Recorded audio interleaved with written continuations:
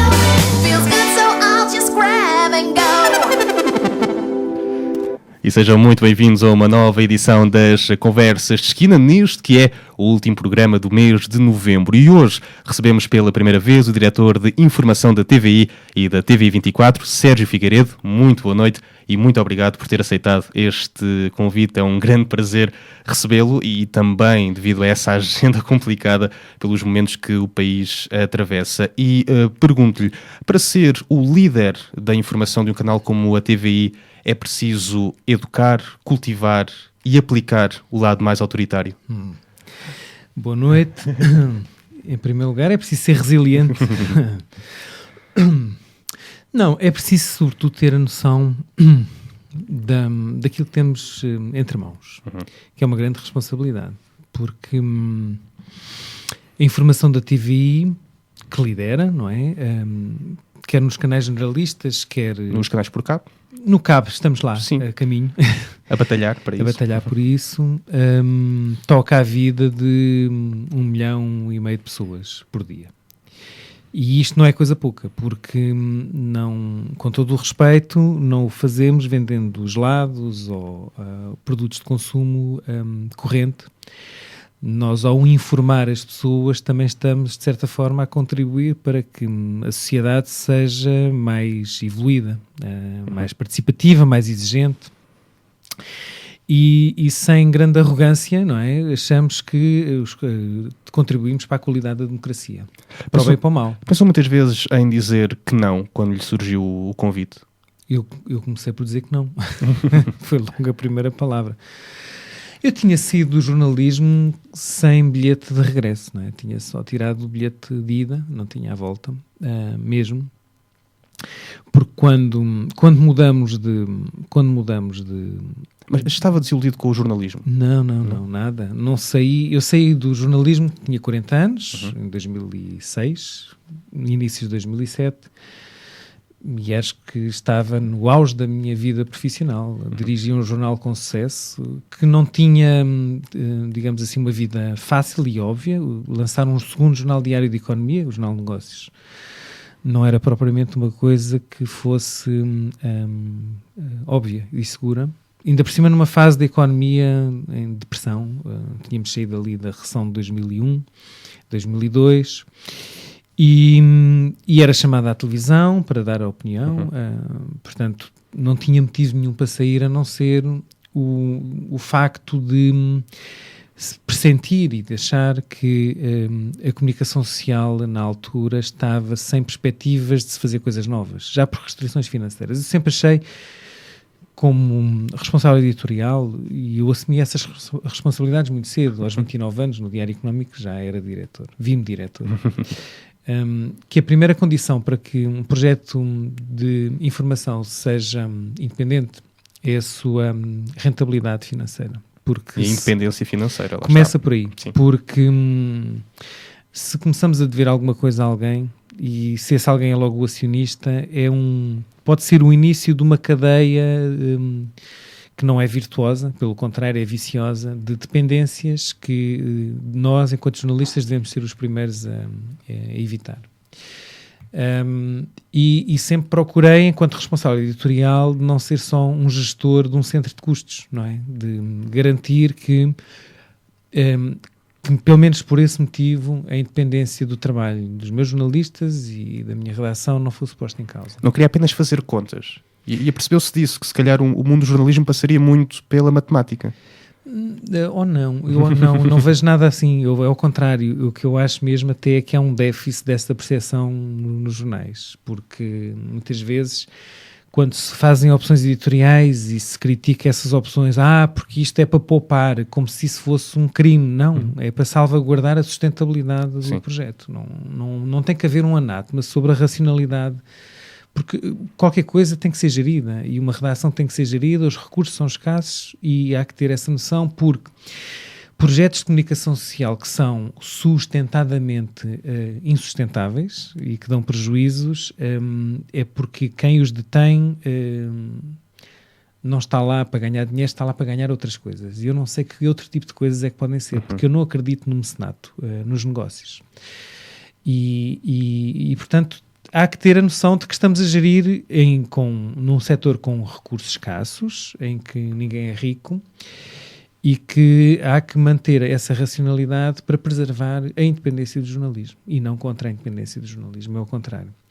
De modo que eu, quando cheguei ali, nessa altura, já no Negócios, ao fim de 5 anos, e percebi que eram mais os projetos que eu estava a meter na gaveta do que aqueles que lançava, porque não tinha capacidade financeira para os realizar, fiz talvez o meu primeiro exercício de calculismo na vida, que foi, eu com 40 anos sinto que o teto está a ficar cada vez mais baixo. Se é razoável imaginar-me daqui a 10 anos a fazer o mesmo, ou menos do mesmo, e sem estar frustrado. E fiz uma opção por calculismo, para evitar essa frustração. E quando comuniquei ao meu acionista da altura, o engenheiro Paulo Fernandes, que ainda hoje é o principal acionista da Cofina, que detém o Jornal de Negócios, que ia sair ao fim do ano, ele pensou que eu tinha um convite e tentou seduzir-me para ficar, oferecendo outros projetos e outros desafios. E eu não tinha, de facto. Tinha esta presunção de que iria conseguir. Havia essa consciência de ficar no limbo? Havia, não. Ou em um sexto sentido de se perceber que ser do jornalismo, outra porta, noutra área, noutra vertente, se vai abrir? Eu tinha, como andei durante 20 anos a fazer jornalismo económico e tinha um contacto normal, frequente com a classe empresarial, tinha acontecido por várias vezes convites terem surgido para fazer outras coisas, para relações públicas do Banco Y ou para gabinete de comunicação do Grupo X. Os mais sofisticados davam um lugar na administração, mas sempre para fazer comunicação, e eu dizia que se era para fazer comunicação, mantinha-me onde estava, que aí pelo menos era o porteiro da discoteca. Eu comparo muito um editor como um porteiro da discoteca, que é o que decide o que entra, não é? E o que é que não entra. E eu não via muito no papel do lado de fora a bater à porta. E não queria que decidissem por si. Tenho esse problema, é um defeito. Mas estava eu a dizer, portanto, eu nessa época, ali a meio da década passada, não é? Eu percebi que havia pouca perspectiva de futuro no setor em geral. E saí. E quando saí anunciei que saí, eu não podia sair para o vácuo e para o vazio, nem porque não estava a sair por maus motivos, não estava em fuga, como disse, não estava frustrado, nem fracassado, estava só a antecipar o meu futuro. Mas não podia sair para o céu e para o ar, porque já tinha filhos e responsabilidades, portanto não dava para viver um amor e uma cabana, não é? Com 40 anos de idade e com responsabilidades. E surgiu o convite para dirigir uma fundação que para mim era uma coisa ainda menos óbvia, não é? De uma grande empresa, e eu até insultei e zanguei-me com o António Mexia quando ele me fez o convite, porque pensei que ele não estava a perceber. Pensei que ele achava que eu queria descansar e queria reformar-me mais cedo, aos 40. Porque as fundações têm esse problema, não é? São sítios normalmente onde se encostam pessoas que já não sabem o que é que há de fazer com elas, e não é propriamente... Sentiu-se um inválido na primeira abordagem para o convite. Eu estava a querer ser simpático, não é? E eu não precisava de simpatia, precisava de um projeto profissional que me motivasse e que me realizasse, e encontrei. E percebi que há pessoas que nos marcam na vida e que se revelam mais pelo que não dizem do que pelo que dizem. E o que ele me estava a comunicar sem o dizer é que devia ser uma pessoa muito interessante com quem se trabalhar, porque ele conhecia-me, e estar-me a convidar para uma fundação é completamente out of the box. É uma pessoa que pensa para lá do quadrado e para lá do óbvio, e eu disse, eu tenho que trabalhar com um tipo destes, porque deve ser muito estimulante. Porque ele próprio também não tinha racionalizado a coisa. Porque é que o Sérgio e o Figueiredo e uma fundação se encontravam e como é que se combinam. Ele só queria fazer diferente de tudo o resto que tinha sido feito. E isso já em si era estimulante. Portanto, eu fiz esse percurso. Ao fim de 7, 8 anos, posso concluir que fiquei muito mais tempo do que pensava, porque eu pensei também que aquilo era um ponto de passagem para depois ser administrador de uma empresa grande, que acabei por ser, mesmo dentro do grupo EDP, mas que não ficaria ali mais de 3 ou 4 anos a tratar de mecenato cultural e social. E ao fim de 7, 8 anos percebi que é possível duas coisas: as empresas serem muito melhores para a sociedade do que são, e que podem ser diferenciadoras para além dos produtos e dos serviços que vendem, e de serem também um dínamo da mudança de comportamentos sociais, sobretudo empresas que têm 6 milhões de clientes e que se relacionam com 6 milhões de pessoas e que têm uma base e uma matriz nacional, por um lado.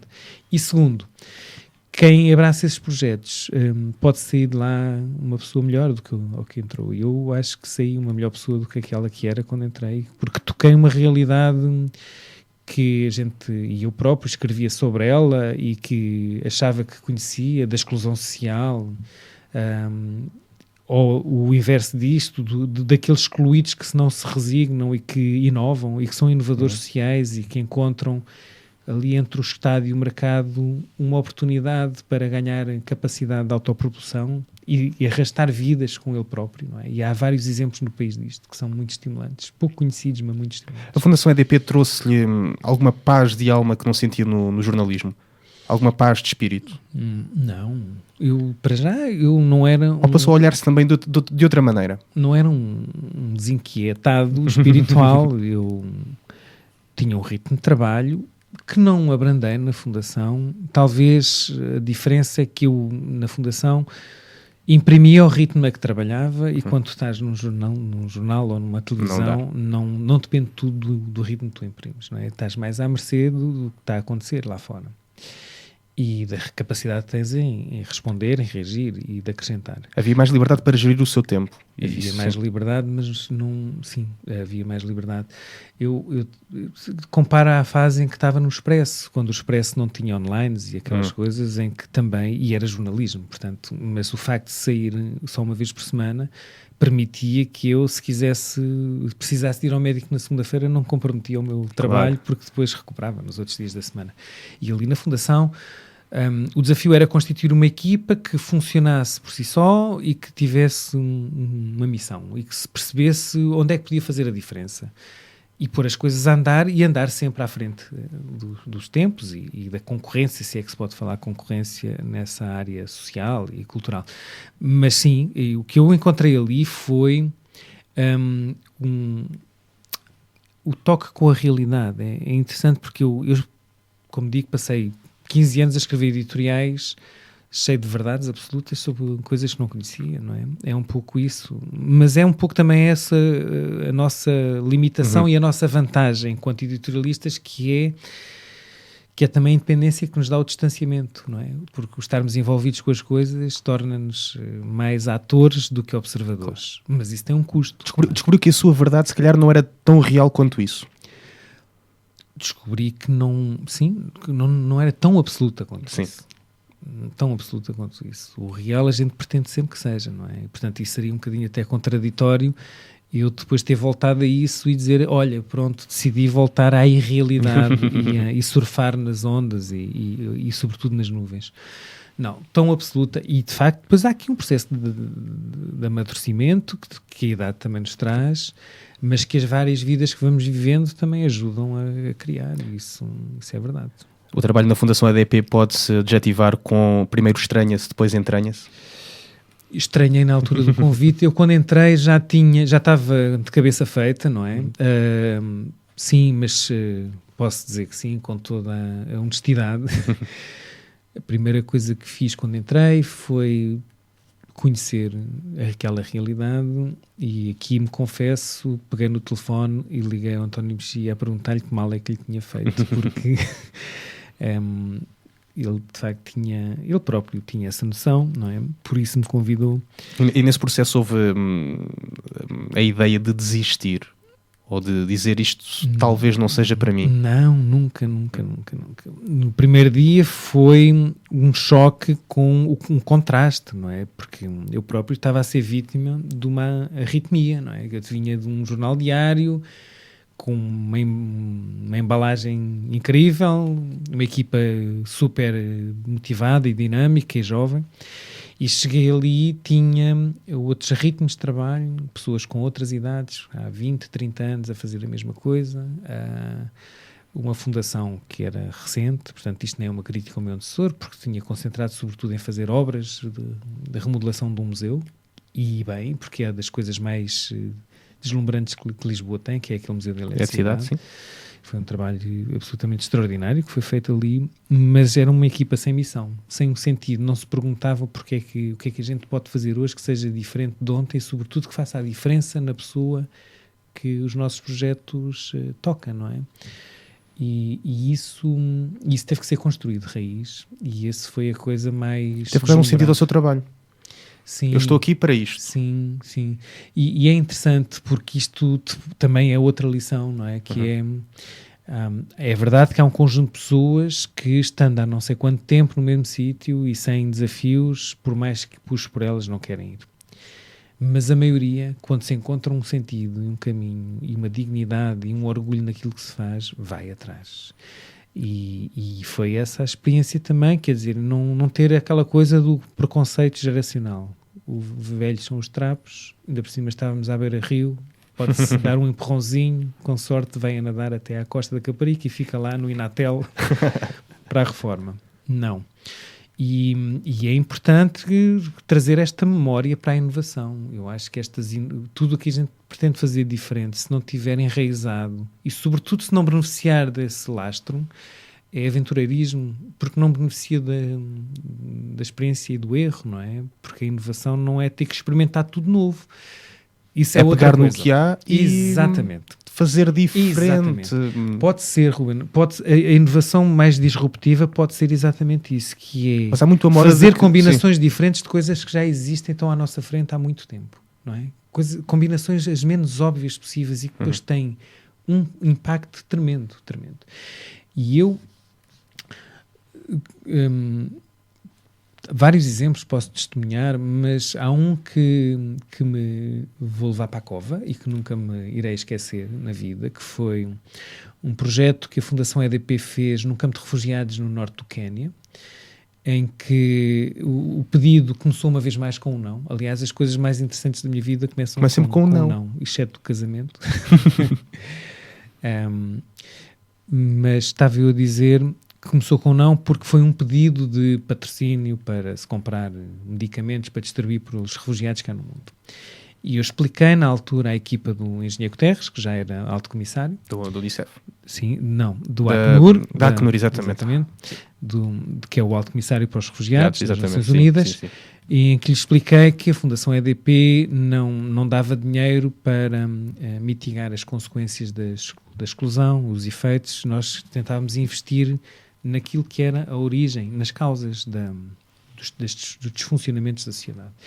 E na altura lembrámos de estudar as necessidades energéticas de um campo de refugiados e poder levar para lá energias renováveis. E fizemos um trabalho de raiz no norte do Quénia, num campo identificado pelo Acnur, pelas Nações Unidas, e uma das coisas que percebemos lá foi que, logo, a primeira necessidade energética tinha a ver com a alimentação, porque não havia, evidentemente, nem canalização, nem gás. Portanto, os refugiados, 80 mil, tinham que cortar lenha para cozinhar. E como já estavam lá há 20 anos, e já eram 80 mil, e não replantavam aquilo que cortavam, portanto...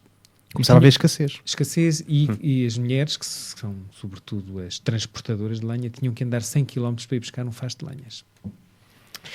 E que, primeiro, aquilo era a causa da violência contra a mulher, porque 70% das mulheres daquele campo de refugiados eram assassinadas ou violadas ou apenas alvo de violência por rapto ou por roubo da lenha. Por causa disso, que o grande foco de tensão entre os refugiados e as aldeias do Quénia ali à volta tinha a ver com isso, que eles destruíam as florestas e tudo o que havia ali à volta por uma necessidade energética. Então o que nós fizemos foi um projeto com 8 eixos ou 9, e um deles era fornos solares para que as mulheres pudessem cozinhar. E a primeira coisa que dissemos que recebemos foi uma recusa do campo de refugiados, do seu dirigente, porque já tinha havido essa experiência em que as famílias que tinham recebido esses fornos tinham sido atacadas e até algumas assassinadas por outras que não tinham os fornos, e que isso tinha sido um alvo de um motivo de tensão dentro do campo. E o que nós fizemos, mas nós vamos querer fazer uma coisa diferente, e falámos com os franciscanos, com os salesianos, que fazem a formação profissional quase em toda a África, que tinham lá uma escola que formava tudo, carpinteiros, eletricistas e tal, e dissemos, olha, nós mandamos uns técnicos para aqui que vão ensinar um conjunto de mulheres a trabalhar com isto, e depois vocês vão ministrar esses estudos e esses cursos de formação a mulheres, e escolham. E eles escolheram prostitutas do campo, 40 prostitutas, que eram um target difícil de trabalhar, porque apesar de tudo eram mulheres que tinham acesso a dinheiro mais fácil, não eram elas que iam buscar a lenha, porque não era essa não eram sequer donas de casa, mulheres de família. Portanto, escolheram o pior, que era para não dar certo. E o facto é que elas transformaram em empreendedoras, donas de restaurantes, criaram cada uma delas em média 10 empregos. E eu olhei para aquilo e disse, caramba, como é que a gente transformou uma má experiência e uma recusa, e para fazer uma coisa em que já, com os fornos solares que já existiam, com as mulheres que lá estavam, com uma escola profissional que lá estavam, e o resultado final, o impacto foi completamente inesperado e imprevisível, porque a gente não achava que aquilo ia dar num projeto de empreendedorismo e de criação de emprego. E aquilo é uma lição para a vida, porque se consegue fazer isso nos sítios, nos confins da África, no sítio mais inóspito do mundo... Em todo o lado é possível. Em todo o lado é possível. Com o que existe, não com o que está por inventar ou para ir buscar fora. Foi a melhor escola da vida que teve? Foi essa passagem pela Fundação EDP? A melhor escola da vida que tive foi a dos meus pais e agora dos meus filhos. Essa é aquela que, essa sim é para a vida e está dentro de nós, é entranhada.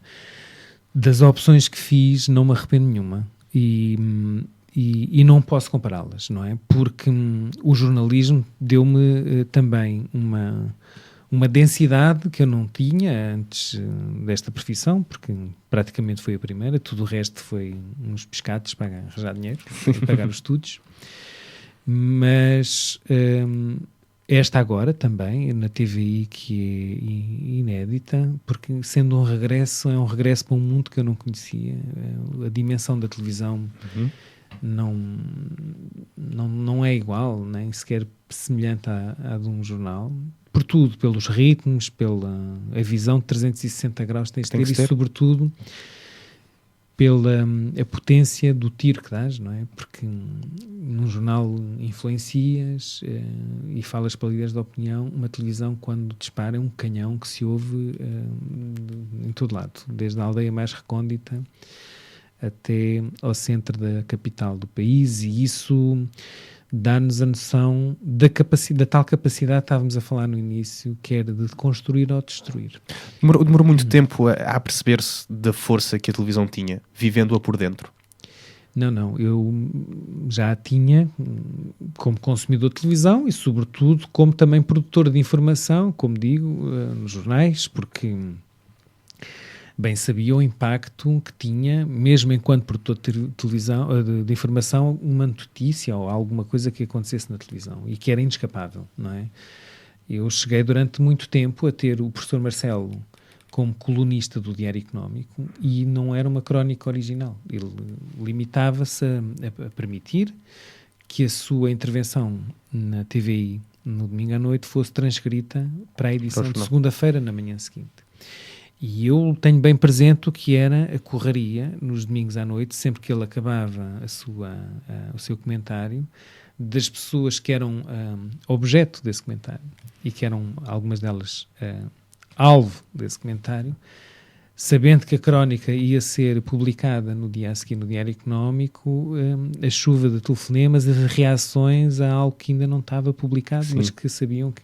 Portanto, eu sei bem o que é que significa o impacto de um programa de informação de grande audiência, mas também, de certa forma, isso dá-nos outra coisa, que é não cair na tentação fácil de tomar as decisões só pelo som do petardo e pelo impacto da notícia, porque isso é depois uma fronteira muito ténue entre aquilo que é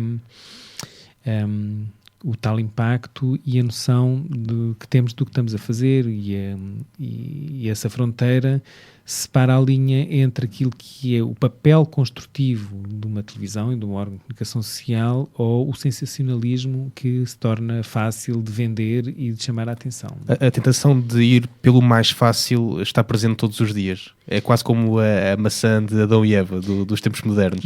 Queres que a surpresa mais agradável que eu tive logo que cheguei à TV é que não. É que há um grande sentido dessa responsabilidade, discute-se muito aquilo que se mostra. Tornou-se mais democrata nas decisões que toma? Não, tornei-me foi menos esquisito. Porque, que é outra coisa diferente disto que estamos a falar, e é isso que eu ia dizer, que é, se no alinhamento dos jornais colocas lá tudo o que gostas e aquilo que é feito à tua imagem, não posso ter nem essa pretensão nem arrogância, porque tenho a noção de que eu não sintetizo a diversidade no país, não é? E há coisas que eu não gosto enquanto consumidor, mas que tenho a obrigação de trazer à antena, porque sei que grande parte dos meus interlocutores, não é? Dos meus stakeholders, que são os meus clientes, gostam daquilo. O facto de eu não ir a um concerto do Tony Carreira não quer dizer que ignore o impacto que o Tony de Carreira tem na população portuguesa e nos milhares, dezenas, centenas de milhares de pessoas que o seguem e que o perseguem mesmo, porque ele é um fenómeno de popularidade incrível. Portanto, desse ponto de vista, eu tornei-me, não é mais altruísta nem mais democrático, tornei-me mais, como digo, menos esquisito sobre as coisas as opções editoriais que faço, porque tenho que ter a noção de que estou a falar para vários públicos e que também é evidente que tenho que, não é compensar, mas que tenho que também falar para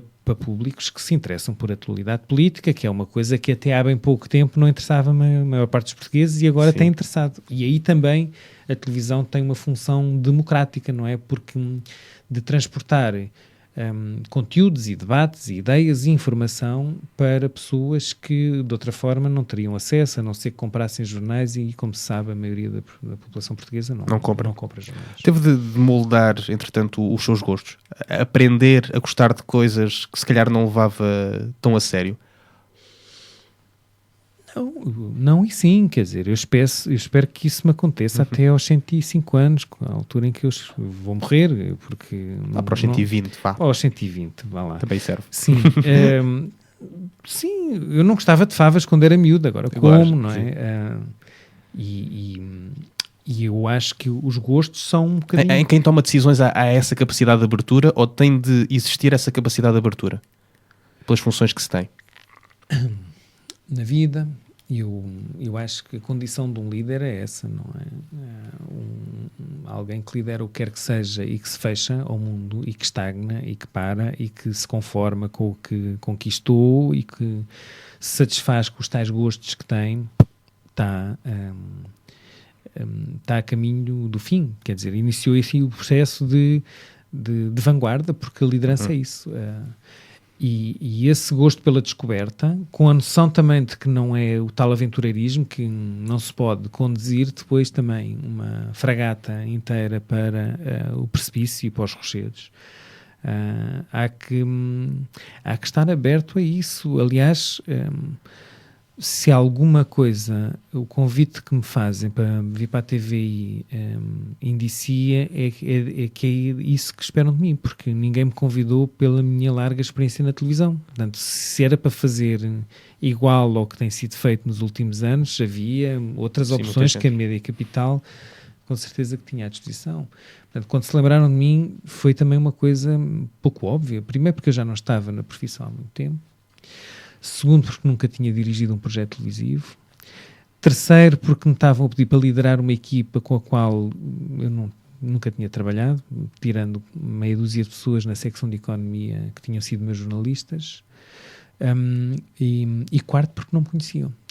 A administradora delegada da Média Capital convidou-me à terceira conversa que tive comigo. Portanto, foi uma coisa completamente inusitada, inesperada, mas ousada e arriscada. E aconteceu um pouco como há pouco eu revelava na tal conversa com o presidente da EDP, quando ele me convidou para dirigir a fundação, que aconteceu desta vez com a doutora Rosa Colhal, que foi: porque é que esta mulher me está a convidar? Porque está a meter a cabeça no cepo pelo desconhecido, mas isto deve ter aqui... Isso atrai. Atrai, e é muito estimulante. E aliás, eu como digo, a primeira resposta que dei foi: mas nem pensar, agradeço imenso, não sei porque é que me está a convidar, mas vou-lhe explicar porque é que eu não vou aceitar. E o que é que fez passar de não para sim? Qual foi a palavra que o convenceu? Não foi uma palavra, para já foi uma insistência. Pelo cansaço. Insistiu, exato, sabes do que falo. Exatamente. Sabes do que falo. Ora bem. Mas foi a sedução pelo projeto é um desafio incrível. Eu tive que fazer uma recalibração mental para o mundo que me esperava, não é? Porque tinha que reduzir a escala. Eu, como digo, era administrador de uma empresa, para além da fundação, administrador executivo, que tinha números que nem sequer são normais para a realidade portuguesa, não é? E muito menos comparáveis com o canal de televisão. Pronto, eu geria investimentos superiores a 1.000 milhões de euros por ano, não é? Fazia parte de uma equipa que, quando tomava decisões, era sempre de dezenas de milhões para cima. E sabia que não era essa realidade que eu ia encontrar na comunicação social. Sim. E nesta empresa em especial. Portanto, e fiz essa adaptação a esta realidade. Portanto, não é pelos milhões e pelos euros que este projeto seduz. Foi pelo desafio inusitado e foi pela pessoa que me convidou, não tenho dúvidas nenhumas, não é? Aquela coisa que eu disse, não é? Eu tenho que trabalhar com uma pessoa que me está a convidar para ir dirigir uma fundação e colocar-me em risco também, não é? Porque o perigo disto correr mal era enorme, não é? Sim. Ainda continua a ser, mas cada vez menos, porque apesar de tudo, ao fim de um ano, eu já falo televisão de maneira diferente que falava em janeiro. Já sinto mais ou menos a firmeza do chão que piso. Mesmo a minha relação com a equipa, hoje posso dizer que é a minha equipa e a equipa que eu escolhi. Já os tem como seus. Sim, não sei quem é que adotou quem, mas que há ali um espírito de... Eles pertencem-me e eu pertenço-lhes, que é forte. Para mim é evidente. Não estou a dizer que é com toda a gente, porque isso é impossível, claro, mas e falo pelo que vejo e que sinto no dia-a-dia, não é? Uma equipa com um sofrimento incrível, porque se trabalha muito, num setor muito martirizado e numa empresa que tem feito muitos sacrifícios, não é? Mesmo a nível salarial, a Média Capital fez uma opção também ousada, que foi congelar salários para não fazer despedimentos coletivos, ao contrário de outros grupos de comunicação social que tiveram que tomar essa medida drástica. Portanto, as pessoas que estão ali... E tem que se trabalhar quase em cima da insatisfação. Sim, mas era esse testemunho que eu estava a tentar dar, que é o que eu tenho vivido nestes 10 meses dentro deste ecossistema que não é o mais fácil, é um entusiasmo e uma energia pelo trabalho, uma motivação pelo desafio e de fazer coisas diferentes e vamos experimentar ali e questionar aquilo que para eles é óbvio, não é? E eu sou o extraterrestre que pergunta, mas porquê é que se faz assim, não é? Coisas que eles não questionam porque respondem, sempre se fez. E quando eu recebo isso como resposta, temos aí um belo início de conversa, porque não é a resposta que se dê, não é? Mais do que gostarem de si, exige respeito. Eu não trabalho para a popularidade. Eu sou um chefe, às vezes, chato. E irrito-me, e zango-me, e acho que sou exigente. E não trabalho para a popularidade porque eu não estou ali a votos, não é? Não tenho que... Tem consciência que se calhar tem alguns desamores dentro da própria TVI. Eu espero que sim. É bom sinal. Sim, também não trabalho para isso. Sim. Não quero transformar ninguém em mártires, não é? E nem estou a punir ninguém exemplarmente para servir de exemplo ou quer que seja. Limite-me primeiro a liderar pelo exemplo, não é? Não exigir nada aos outros que eu não faça. Segundo, ser um primus inter pares. Portanto, não é que eu sou um diretor muito presente, não é? Tenho a vantagem em relação ao Zé Alberto Carvalho nem sequer ter que dedicar tempo do meu tempo para preparar jornais, apresentar jornais, portanto não tenho essa responsabilidade que é um sorvedor de tempo grande, não é? E de desfoque. Portanto, estou concentrado a 100% neste projeto. E depois acho que tenho outras características que, para o bem e para o mal, são minhas, que é... Eu, ao fim de 5 minutos, já estou a tratar por tu, não é? Sim. Eu giro muito por proximidade, o meu gabinete está sempre aberto, não tenho que marcar com a minha secretária. Mas sim, sou dono do meu tempo e das minhas prioridades e a autoridade para mim é sagrada. Quer dizer, somos impecáveis, porreiros, simpáticos, mas... uma redação ou uma estrutura em que a chefia não se dá ao respeito está a retirar a uma equipa aquilo que ela mais necessita, que é respeito por si próprio e dignidade. E isso não é compatível com anarquia e com que cada um faz o que quer e com disfuncionalidades que muitas vezes nós temos, e não é só na comunicação social, não é? Temos infelizmente vários exemplos assim, não é? Quantas vezes já ouviu Sérgio, és tão chato, pá? Assim, acho que poucas, mas em mímica... linguagem corporal. Exato, o olhar Sim. e tal, sim. Eu também às vezes sou chato porque quando ouço e quando não concordo... Chato ou teimosia? tenho princípios rígidos. Pronto, sabemos Mas assim. sou muito teimoso.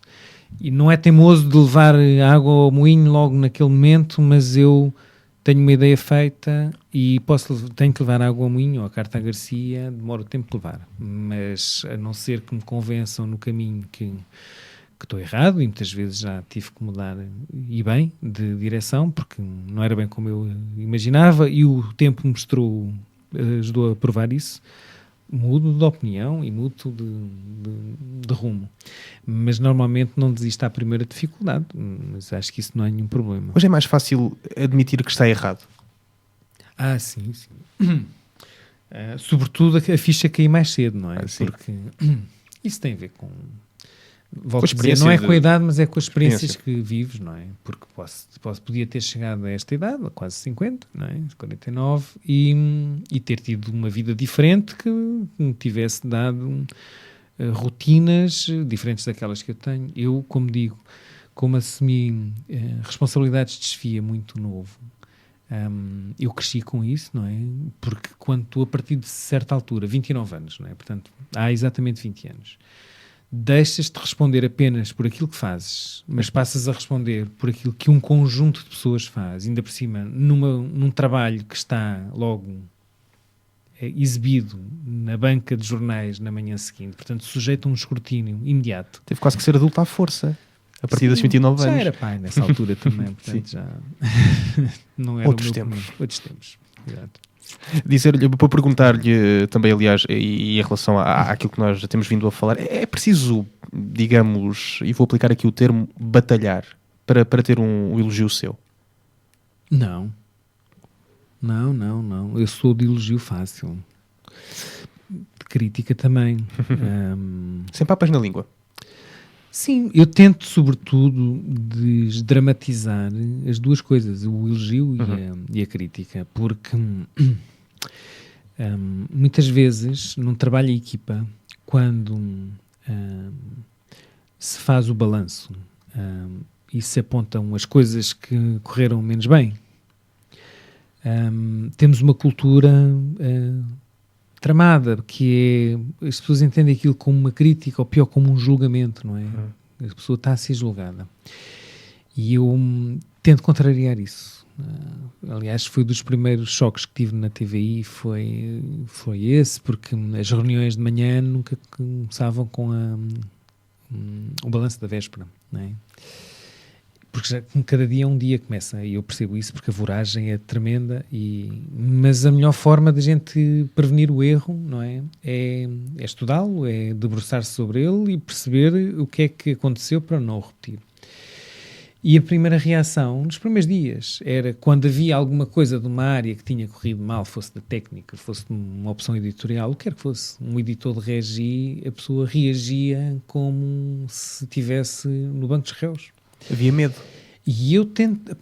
não é fácil de fazer perceber às pessoas que não é para isso. E a melhor forma de o fazer também é, quando se faz muito bem, não se ter vergonha, nem pejo, nem qualquer constrangimento, de dizer, muito bom, aquilo que fizeste foi arriscado, não sei o quê, correu bem, mas se tivesse corrido mal também, paciência, se tinha-se provado que não dava por ali, mas pelo menos fizemos o teste, não é?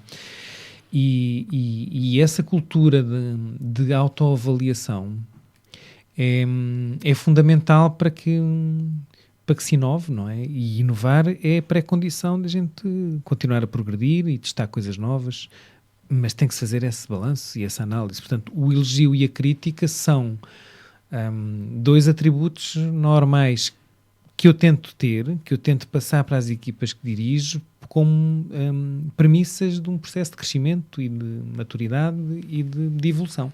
Pede muitas vezes desculpa à sua cama por não passar tanto tempo como deveria por lá? Não tenho tempo, quando chego à cama, normalmente... pedir desculpa. Não vou a tempo de pedir desculpa. Sim, eu durmo pouco, tenho dormido cada vez menos, mas eu acho que isto também é da idade. Há mais vontade de absorver as coisas, talvez. Ou o trabalho é muito também.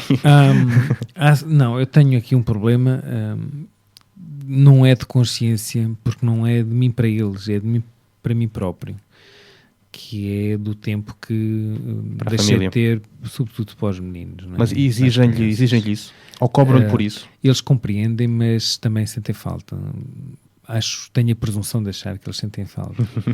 Eu sinto-me uma pessoa mais incompleta quando não consigo vê-los durante uma semana inteira, e isso acontece muitas vezes. E eu acho que isso também acontece o mesmo com os pequeninos, sobretudo, mas os outros igualmente. Eu tenho 4, não é? Desde os 9 aos 24, portanto é um range amplo. Desde meninos até à idade adulta? Sim, mas é sobretudo nessa minha diálise que me dói mais a consciência e que me apetece mais pedir desculpa. Peço sem pedir aí, eu faço à minha maneira. Mas, no entanto, é assim o melhor pai quando se está longe dos filhos? O tempo de qualidade é diferente? Não, isso é uma treta. Não. Não. Qualidade e quantidade, não. Essa coisa da qualidade é que interessa e a quantidade... É evidente que a qualidade interessa sempre, mas a quantidade também, não. E se eu pudesse ser dono de casa e estar a minha vida inteira com eles... Ser um doméstico. Ser um doméstico. Não, eu não faço... Não, para mim não há dicotomia entre qualidade e quantidade. A qualidade é uma premissa, não é uma obrigação, é uma necessidade da nossa existência, não é? E a quantidade é a mais possível. Com a ausência, consegue, no entanto, aplicar o lado mais austero da figura do pai? Não. Como assim? Dos castigos, das conversas, dos problemas que por vezes aprontam. Impor respeito. Há o respeito da redação, o respeito vem em casa. Pois. Não, é assim, eles vivem com a mãe, divorciei-me, eles passam só alguns fins de semana comigo, nem todos, e durante a semana, sempre que posso, uma escapadinha, vou buscá-los para dormirem comigo, pelo menos fico a sentir ali os caracóis durante a noite. Mas eu diria que tem sido tudo menos neste ano, não é? Quer os momentos em que falamos das coisas sérias, quer os momentos em que brincamos e que nos descontraímos. Não abdico do papel de pai, quando é preciso dar raspanete chamar a ao atenção. castigo, chamar a atenção e dar o conselho. Tento à escala, que é mais pequena no tempo, não é? Dosear as coisas, porque senão passa a ser também aquele que eles de 15 em 15 dias só encontram para ou ser o explicador ou ser o que repreende e que dirige. Portanto, eu acho que esse equilíbrio é inato, nem sequer temos que estar ali a fazer jogos de matemática para ver qual é o tempo que dedicamos a cada coisa, à função do pai mau e a função do pai bom. E a função do pai bom. E tem valido a pena esse esforço, deixar quase, e não me interprete mal, mas quase deixar a família para um segundo plano? O balanço das coisas tem sido positivo? Sim, não me arrependo. Eu estou feliz. Aquilo que eu disse há bocado do doméstico era uma figura de estilo, porque eu acho que não conseguia ter uma felicidade plena se não tivesse uma realização profissional. Se calhar também me realizaria a tratar de uma outra casa, maneira, não é? Sim. Podia ser, nunca experimentei. Mas sim, eu poderia, e eu espero um dia, se calhar é a ilusão que irei perseguir durante os próximos anos, fazer um trade-off diferente entre o tempo profissional e o tempo que dedico a mim próprio, e isso inclui o tempo que estou com os meus filhos. Mas não tem sido possível. Primeiro é o ano em que chego, e segundo tem sido um ano que não tem sido muito pera conturbado, doce, sim. não é? Sim. Logo na primeira semana em que eu pisei a redação da TVI, houve atentados, o Charlie Hebdo, e até agora não tem parado, quer por terrorismo internacional, quer por alguns terroristas nacionais que temos tido. E a própria questão política portuguesa também. Era disso que eu estava a falar. Sim. Lá vamos nós levar um processo do novo governo. Bem, ou do antigo, não sabes se eu estou a falar de quem chegou ou de quem foi. Não. Podia estar a falar da Troika, por exemplo. Exatamente, também. Que é outra forma de terrorismo. Perguntar-lhe também, e escreve para o Diário de Notícias, hoje as palavras são mais, digamos, refinadas, trabalhadas, para que a TVI não fique conotada com uma determinada posição, com um determinado quadrante da sociedade. Em comparação com o EDP, não me parece que eu tenha... Continua a ter a mesma liberdade para consigo, sim, naquilo que escreve. Sim, tem que ter a noção, não é? Não posso pôr o pé em cima de uma mina, não é? Porque claro.